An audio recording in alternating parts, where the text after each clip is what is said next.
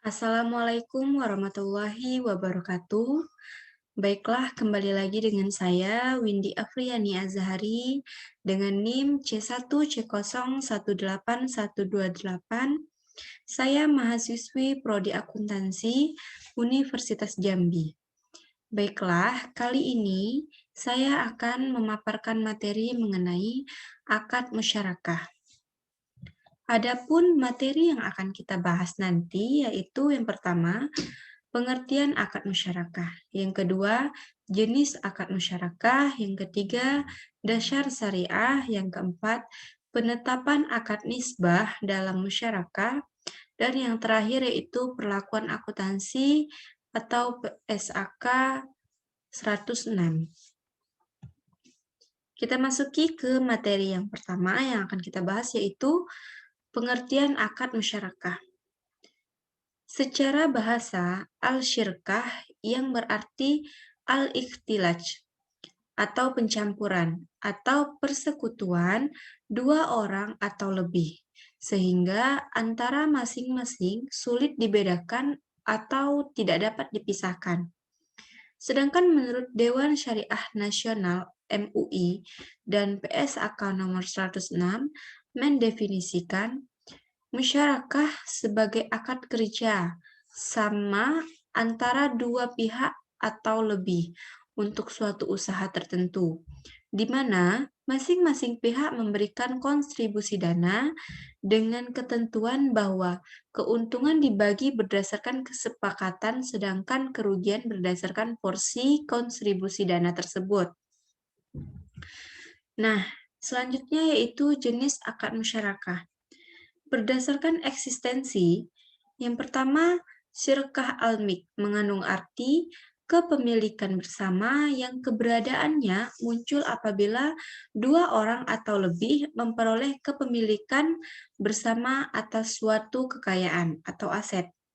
Yang kedua yaitu syirkah al-uqud atau kontrak, yaitu kemitraan yang tercipta dengan kesepakatan dua orang atau lebih untuk bekerja sama dalam mencapai tujuan tertentu.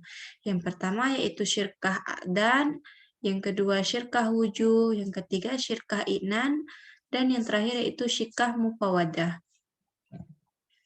Nah, berdasarkan pernyataan standar akuntansi keuangan, yang pertama yaitu musyarakah permanen adalah musyarakah dengan ketentuan bagian dana setiap mitra ditentukan saat akad dan jumlahnya tetap hingga akhir masa akad. Yang kedua yaitu musyarakah menurun atau musyarakah mutanakisah adalah musyarakah dengan ketentuan bagian dana salah satu mitra akan dialihkan secara bertahap kepada mitra lainnya sehingga bagian dananya akan menurun dan pada akhir masa akad mitra lain tersebut akan menjadi pemilik penuh usaha musyarakah tersebut.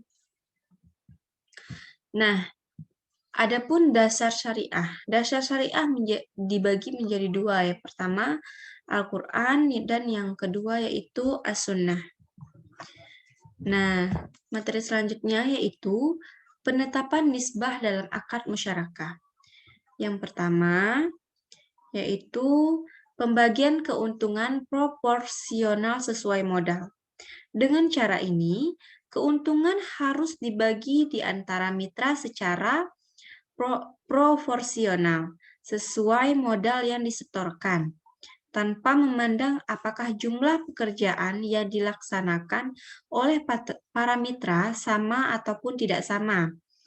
Apabila salah satu pihak menyetorkan modal lebih besar, maka pihak tersebut akan mendapatkan proporsi laba yang lebih besar. Jika para mitra mengatakan keuntungan akan dibagi di antara kita, berarti keuntungan akan dialokasikan menurut porsi modal masing-masing mitra.